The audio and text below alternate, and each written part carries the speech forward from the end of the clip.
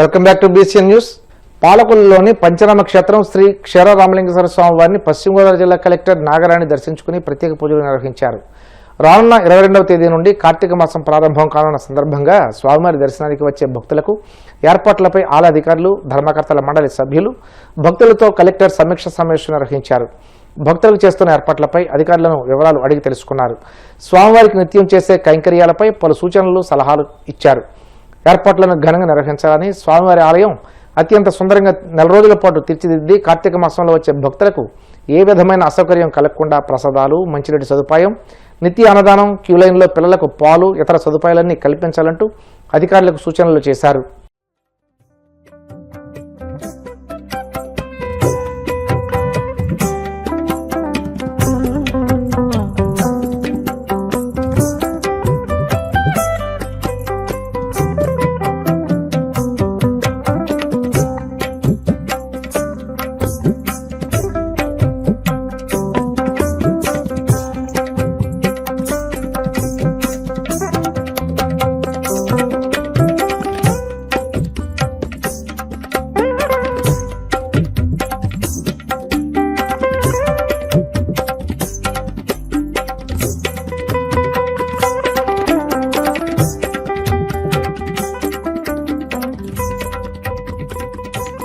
శివాలయాలు అన్నీ కూడా భక్తులకి, ఎక్కువ మంది వచ్చే భక్తులందరికీ కూడా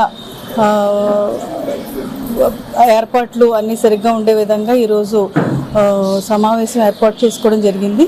ఇక్కడ పాలకొల్లు క్షీరరామలింగేశ్వర స్వామి ఆలయంలో ఇక్కడ జరగబోయే ఏర్పాట్లు నెక్స్ట్ 1 మంత్ ఏమైతే ప్రత్యేకమైన చర్యలు ఏమి తీసుకుంటున్నారో అవన్నీ కూడా ఆలయ కమిటీ చైర్మన్, మెంబర్స్ మరియు ఏసీ ఎండోమెంట్స్, ఈఓ, ఈ టెంపుల్స్ ఆర్డీఓ గారు, ఎంఆర్ఓ వీళ్ళందరితోటి చర్చించడం జరిగింది. అలాగే వచ్చిన భక్తుల సూచనలు కూడా తీసుకుని మంచిగా ఏర్పాట్లన్నీ చేయడానికి కావాల్సిన ఆలోచనలన్నీ చేయడం జరిగింది. భక్తులకి ఏ విధంగా ఇబ్బంది లేకుండా అన్ని సౌకర్యాలు కల్పిస్తూ, అలాగే టెంపుల్ లోపల స్వామివారి కైంకర్యం కానీ ఇన్ని కూడా మంచిగా ఉండే విధంగా ప్లాన్ చేయడం జరిగింది. Thank you. నకిలీ మద్యంపై సీఎం చంద్రబాబు సిట్తో కాకుండా సిబిఐ విచారణ జరిపించాలని వైసీపీ ఉత్తరాంధ్ర జిల్లాల రీజనల్ కోఆర్డినేటర్, మాజీ మంత్రి కురసాల కన్నబాబు డిమాండ్ చేశారు. పార్టీ కాకినాడ రూరల్ నియోజకవర్గ నాయకులు, కార్యకర్తలు పెద్ద సంఖ్యలో ర్యాలీగా తరలివచ్చి స్థానిక నాగమల్లి తోట సెంటర్ వద్ద ఎక్సైజ్ శాఖ ఉప కమిషనర్ కార్యాలయం వద్ద నిరసన తెలిపారు. అనంతరం అసిస్టెంట్ కమిషనర్కు రేణుకకు వినతి పత్రం అందజేశారు. మనం కాకినాడ రూరల్ నియోజకవర్గంలో ఎస్వి రంగారావు గారి విగ్రహం దగ్గర నుంచి డిప్యూటీ కమిషనర్ ఆఫీస్ కి ర్యాలీగా వచ్చి వినతి పత్రం ఇవ్వడం జరిగింది. ఇంతకుముందు ఎక్కడైనా నాన్ డ్యూటీ పేడ్ నుంచి చంద్రబాబు నాయుడు గారి అధికారంలోకి వచ్చిన తర్వాత తెలుగుదేశం పార్టీ నాయకులు స్వయంగా సొంతంగా కుటీర పరిశ్రమలాగా నకిలీ మద్యం తయారీ కేంద్రాలను ఏర్పాటు చేసి ఒక గదిలో మొత్తం డిస్టిలరీలు, దాంట్లో స్పిరిట్ల దగ్గర మొదలుపెట్టి లేబులింగ్ దాకా చేసేసి అసలైన మద్యానికి పోలే విధంగా నకిలీ మద్యాన్ని తయారు చేసి ఒక డిస్ట్రిబ్యూషన్ వ్యవస్థని ఈ రాష్ట్ర వ్యాప్తంగా నడుపుతున్నారు. ఇంత దుర్మార్గంగా, ఇంత నీచంగా డబ్బుల కోసం దిగజారిపోవడం అనేది దేశంలో ఎక్కడ ఏ రాష్ట్రంలో ఉండదు. ఇది పైనుంచి కింద దాకా తెలిసి జరుగుతున్న వ్యవహారం. చంద్రబాబు నాయుడు గారు, వారి కుమారుడు లోకేష్ దాకా తెలిసి జరుగుతున్న వ్యవహారం. సీఎంఓలో కూడా దీనికి సంబంధించిన ఇన్ఫర్మేషన్ ఉన్నా కూడా ఎంకరేజ్ చేశారని మాకు సమాచారం ఉంది. అన్ని చోట్ల అటు చేశారు. ఇదే చాలా దుర్మార్గంగా ప్రజలందరూ భావిస్తుంటే నకిలీ మద్యాన్ని తయారు చేసి పేద ప్రజల ప్రాణాలతో చెలగాటపడుతున్న పరిస్థితి. ఈ రోజున చూసాం మీడియాలో చంద్రబాబు సిట్ వేశాడని. ఈయన సిట్ అంటే సిట్టు, స్టాండ్ అంటే స్టాండ్ అనిపించే కమిటీలు వేస్తే జనం ఏమి చెవులో పువ్వులు పెట్టుకుని లేరనే విషయాన్ని చంద్రబాబు చెప్తున్నారు. మీ సొంత కమిటీలు వేయడం కాదు, మీకు ఇందులో ఎలాంటి పాత్ర లేదనుకుంటే, మీ తెలుగుదేశం నాయకులు దీంట్లో కూరుకుపోలేదనే ఆ ధైర్యం మీకుంటే ఈ కేసుని సిబిఐకి ఇమ్మని చెప్పి డిమాండ్ చేస్తాం. అంతేగాని సిట్లని వేసి కంటి తుడుపుగా ప్రజల్ని మభ్యపెట్టే కార్యక్రమం చేయొద్దు. ఎందుకంటే మిగతా మీ అవినీతి కార్యక్రమాలు ఒక ఎత్తు, ఇది ఒక ఎత్తు. తాగిన దగ్గరే పడి చనిపోయే పరిస్థితుల్లో ఇవాళ రాష్ట్రంలో ఇన్సిడెంట్లు జరుగుతున్నాయి. ఈ ప్రభుత్వం అధికారంలోకి వచ్చాక ఈ మద్యం మరణాలే సుమారు 421 ఉన్నాయని చెప్పి లెక్కలు చెప్తున్నాయి. ఇంత దుర్మార్గంగా ఈ రాష్ట్రాన్ని 15 నెలల కాలంలోనే ముంచేస్తే భవిష్యత్తులో ఏం చేయబోతున్నారు మీరు? ఈ రాష్ట్రాన్ని ఎటు తీసుకెళ్లాలనుకుంటున్నారు? మీకు సిగ్గుందా? మీకు కనీసం బాధ్యత ఉందా? కనీసం మీకు మనసాక్షి అంటూ ఉందా అని ప్రశ్నించుకోమన్నారు. కడప నగరంలోని ఓం శాంతి నగర్ వద్ద కాలువల నిర్మాణ పనులకు ఎమ్మెల్యే మాధవిరెడ్డి శంకుస్థాపన చేశారు. ఈ సందర్భంగా ఆమె మాట్లాడుతూ కడప నగర అభివృద్ధి వేగంగా జరుగుతుందన్నారు. కాలువలు, బ్రిడ్జిలు, రోడ్లు ఎక్కడెక్కడ నిర్మాణం చేస్తున్నామన్నారు. అందరి సహకారం ఉంటే ఇంకా అభివృద్ధి చేసి చూపిస్తామన్నారు. తన 5 ఏళ్ల పదవీ కాలంలో కడప అభివృద్ధి అంటే ఏమిటో చేసి చూపిస్తామన్నారు. రోడ్ నెంబర్ 17లో కాలువ గాని రోడ్డు నిర్మాణం గాని చేపట్టడం జరిగింది. 2 వర్కుల కింద కాలువ 7 లక్షల కింద, అలాగనే రోడ్డు ప్లస్ కాలువ 10 లక్షల కింద 17 లక్షలతో ఈ వర్క్ మొదలు పెట్టడం జరిగింది. 21లో కూడా ఈ రోజు 15th ఫైనాన్స్ కింద ఇంకొక రోడ్డు మొదలు పెట్టడం జరుగుతుంది. అలాగని ఇందాక రోడ్ నెంబర్ 19లో కూడా అన్నోళ్ళు చెప్పినారు, దాన్ని కూడా DFMS లో అప్రూవల్ కోసం పెట్టడం జరిగింది. ఆ వర్క్ కూడా త్వరలో మొదలు పెడతాము. కూటమి ప్రభుత్వం వచ్చినాక కడప అభివృద్ధి మాత్రమే లక్ష్యంగా పనిచేస్తున్నాము. ప్రతి ఒక్క చోట ఒకటే ఏంటంటే మనకి ఫైనాన్షియల్లీ గత ప్రభుత్వం యొక్క తప్పిదాల వల్ల ఇబ్బందుల్లో ఉన్నాము. అదే ఆ ఇబ్బందులు లేకపోయింటే ఈ రోజు ప్రభుత్వం నుంచి పెద్ద ఎత్తున స్పెషల్ ఫండ్స్ తీసుకొచ్చిండే వాళ్ళము.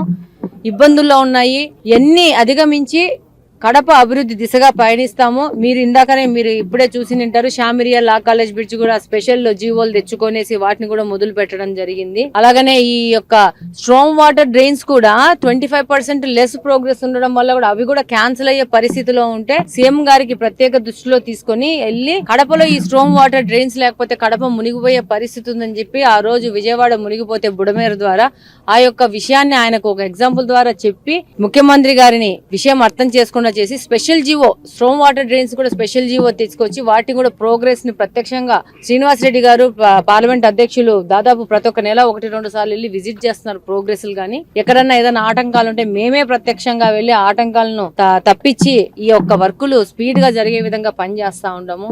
ఏది ఎవరు ఎన్ని మాట్లాడినా ఎన్ని అవాకు చెవాకులు మాట్లాడినా కడప అభివృద్ధి ప్రధాన లక్ష్యంగా పనిచేస్తా ఉన్నాము. ఫండ్స్ తెచ్చుకోవడంలో కూడా అంతే కష్టంగా పనిచేస్తున్నాము. అక్కడ కూడా ఎనిక్కిపోయే పరిస్థితి లేదు. రేపు వచ్చే కార్పొరేషన్ ఎన్నికల్లో కడప అభివృద్ధిని కాంక్షించే ప్రతి ఒక్కరు కూటమి సంబంధించిన అభ్యర్థులకు ఓటేసేసి కడప కార్పొరేషన్ కూడా కూటమి ప్రభుత్వ ఆధీనంలోకి తీసుకొస్తే డబుల్ ఇంజన్ సర్కార్ లాగా ఈ యొక్క కడప అభివృద్ధి ఇంకా స్పీడ్గా వెళ్లే పరిస్థితి ఉంది. ఈ రోజు మీరు అందరూ గమనిస్తా ఉండరు, గత 15 నెలల నుంచి ఏ విధంగా ఈ యొక్క మాజీ మేయర్ ఎన్ని అడ్డంకులు సృష్టించినాడో, ఎన్ని అవాంతరాలు సృష్టించినారో మీ అందరికీ తెలుసు. ప్రభుత్వం అధికారంలోకి రాగానే అసలు 100 క్లాప్ ఆటోలుంటే వాటిని 70కి కుదించిన ఘనత వాళ్ళది. అది ఒక్క తప్పుని కూటమి ప్రభుత్వం మీద వేయాలనుకొని ఒక పెద్ద ఎత్తున వాళ్ళు ఒక ప్లాన్ వేసుకున్నారు. అందులో ఫెయిల్ అయిపోయి ఆ మురికిలో వాళ్ళు మురిగినారు. దాన్ని కూడా అధిగమించి ఈ రోజు వాళ్ళు 70కి కుదిస్తే మళ్ళా మన కార్పొరేషన్ సహాయంతో, అధికారుల సహాయంతో, గవర్నమెంట్ సహాయంతో వాటి మళ్ళీ 90 ఆటోలకు పెంచిన ఘనత కూటమి ప్రభుత్వం. రాష్ట్రంలో నకిలీ మద్యం తయారీపై పూర్తిస్థాయి విచారణకు కూటమి ప్రభుత్వం సిట్ విచారణకు ఆదేశాలు ఇవ్వడంపై భీమడోలులో జనసేన శ్రేణులు హర్షం వ్యక్తం చేశారు. ఏలూరు జిల్లా భీమడోలులో నిర్వహించిన జనసేన పార్టీ సమావేశంలో పార్టీ మండల అధ్యక్షులు ప్రతి మదన్ మాట్లాడుతూ CM Chandrababu, deputy CM Pawan Kalyan నేతృత్వంలో రాష్ట్రం అభివృద్ధి దిశగా పయనిస్తుంటే వారవలేని వైసీపీ నాయకులు బురదజల్లే ప్రయత్నం చేస్తున్నారన్నారు. వైసీపీ నాయకులను నమ్మే పరిస్థితిలో ప్రజలు లేరని, గత వైసీపీ 5 ఏళ్ల పాలనలో నకిలీ మద్యం జే బ్రాండ్లతో ప్రజలను దోచుకున్నారని విమర్శించారు. 5 సంవత్సరాలుగా ప్రజల రక్తాన్ని పట్టి పీడించి మరి వాళ్ళ రక్తాన్ని ఆదాయంగా మార్చుకుని మరి కండగావరంతో బలిసిన వైసీపీ ప్రభుత్వం ఈ రోజు మన ముఖ్యమంత్రి శ్రీ నారా చంద్రబాబు నాయుడు గారు మరి ఏదైతే నకిలీ మద్యం తాగి ప్రజలు వసూలు బాసారో దాన్ని తీవ్రంగా ఖండిస్తూ సాక్షాత్తు ఆల గవర్నమెంట్ లోనే మరి సాక్షాత్తు కూటమి ప్రభుత్వం అధికారుల్లో ఉండగానే నిష్పక్షపాతంగా ఈ పరిపాలన సాగాలని చెప్పి ఆ మరణాలపై నిజానిజాలు నిగ్గుతేర్చాలని చెప్పి ఐజీ రేంజ్ లో మరి సిట్ విచారణ జరపాలని చెప్పి మరి నారా చంద్రబాబు నాయుడు గారు ఒక నిర్ణయం తీసుకున్నారు. ఆ నిర్ణయానికి ఆంధ్ర రాష్ట్ర ప్రజలు గాని, కూటమి పార్టీ ప్రజలు గాని, మా జనసేన పార్టీ గాని పూర్తిగా మద్దతిస్తూ పూర్తిగా స్వాగతిస్తున్నాం. మరి ఎందుకంటే గత 5 ఏళ్లలో మరి కరోనా టైంలో కూడా చూసుకుంటే టీ కూడా దొరకని చోటన మరి మద్యం దొరికేది. అటువంటి సాక్షాత్తు గవర్నమెంటే మద్యాన్ని ఇటువంటి ఆటంకాలు లేకుండా కరోనా టైంలో కావచ్చు, మరి మిగతా రోజుల్లో కావచ్చు, నిరాటంకంగా మరి అధిక రేట్లతో మరి నిస్సిగ్గుగా ఎక్కడా లేని బ్రాండ్స్ ని, ఎక్కడా దొరకని బ్రాండ్స్ ని తీసుకొచ్చి ప్రజల ఆరోగ్యంతో చెలగాడిన ఈ వైసీపీ ప్రభుత్వం మరి వాళ్ళు చేసిన తప్పులు మర్చిపోయి ఈ రోజు నిస్వార్థంగా నిష్పక్షపాతంగా పనిచేస్తున్నటువంటి శ్రీ నారా చంద్రబాబు నాయుడు గారి గాని మరి శ్రీ కుడిదల పవన్ కళ్యాణ్ గారి నాయకత్వాన్ని ప్రశ్నించే విధంగా మరి ఒక బ్లూ మీడియా ద్వారా అనేక అసత్య ఆరోపణలు చేస్తూ ఈ రోజు వైసీపీ ప్రభుత్వం చవాకులు ఆరోపణలు పేరుస్తుంది. వీటన్నిటిని అరికట్టే విధంగా మరి మన ముఖ్యమంత్రి నారా చంద్రబాబు నాయుడు గారు ఐజీ రేంజ్ ఆధ్వర్యంలో ఈ సిట్ విచారణ ఏర్పాటు చేశారు. అదేవిధంగా ఏకల్ టీం ద్వారా గానీ, ఎక్సైజ్ శాఖ ద్వారా గాని ఎటువంటి నకిలీ మద్యం గాని నకిలీ కళ్ళు గాని ఎక్కడా కూడా తయారీ అవ్వకుండా ప్రతి చోట విచారించాలని చెప్పి ముఖ్యమంత్రి గారు ఆదేశించారు. అదేవిధంగా బెల్ట్ షాపులు కనుక ఓపెన్ చేస్తే బెల్ట్ తెస్తాం తాట తెస్తాం అని చెప్పి ముఖ్యమంత్రి హోదాలో ఉండి అటు ముఖ్యమంత్రి నారా చంద్రబాబు నాయుడు గారు కానీ ఇటు పవన్ కళ్యాణ్ గారు కానీ మొన్న చూస్తే మా నాయకులు శ్రీ కొణిదెల పవన్ కళ్యాణ్ గారు కూడా ఉప్పాడ వెళ్లి ఉప్పాడ తీర ప్రాంతంలో 100 రోజుల్లో సమస్యకు పరిష్కారం కనుగొనకపోతే మేము రాజకీయాలైనా వదులుకుంటాం కానీ ప్రజలు మటుకు మోసం చేయమని. అంటే ఇటువంటి మంచి నాయకుల ద్వారా ఇటువైపు పవన్ కళ్యాణ్ గారు కానీ అటువైపు నారా చంద్రబాబు నాయుడు గారు కానీ ఇటువంటి మంచి నాయకులతో ఈ రోజు ఆంధ్ర రాష్ట్రం సుభిక్షంగా మరి పరిపాలన దిశగా అభివృద్ధి దిశగా అడుగులు వేస్తుంటే వారం లేక బ్లూ మీడియా ద్వారా ఈ రోజు నకిలీ మద్యం అని చెప్పి ఆరోపణలు చేసుకుంటా దానికి కూటమి ప్రభుత్వానికి మరకలంటించే విధంగా ఇటువంటి వైసీపీ చేస్తున్న అసత్య ప్రచారాన్ని ఇటువంటి పరిస్థితుల్లో కూడా ఆంధ్ర రాష్ట్ర ప్రజలు గమనించారు కాబట్టి కేవలం మిమ్మల్ని 11 సీట్లతో మిమ్మల్ని అక్కడ ప్రతిపక్ష హోదా కూడా లేక వార్తలు ముగించే ముందు ముఖ్యాంశాలు మరోసారి. రోడ్డు భద్రత, ట్రాఫిక్ నియంత్రణపై హోంమంత్రి అనిత సమీక్ష. పెరుగుతున్న రోడ్డు ప్రమాదాలపై కారణాలు విశ్లేషించి తగిన చర్యలు తీసుకోవాలని సూచన. ర్యాపిడ్ టెస్టింగ్ మొబైల్ కిట్లు ఆవిష్కరించిన మంత్రి నాదెండ్ల మనోహర్. ఈ కిట్లతో స్పాట్లోని అక్రమ రేషన్ బియ్యం గుర్తించవచ్చని వెల్లడి. నకిలీ మద్యం కేసు పూర్తిగా టీడీపీ మెడకు చుట్టుకోవడంతో చంద్రబాబు మరోసారి డైవర్షన్ పాలిటిక్స్ కు తెరతీశారు. మండిపడ్డ మాజీ మంత్రి జోగి రమేష్. వైభవంగా వాడపల్లి వెంకన్న కళ్యాణం బ్రహ్మోత్సవాల్లో 4వ రోజు యోగ నరసింహ అలంకరణలో సింహవాహనంపై తిరువీధుల్లో విహరించిన శ్రీవారు. ఈ వార్తలు ఇంతటితో సమాప్తం. మరిన్ని వార్తల కోసం BCN digital YouTube channel, Facebook page follow అవ్వండి. అప్డేట్ వార్తల కోసం ప్లీజ్ సబ్స్క్రైబ్.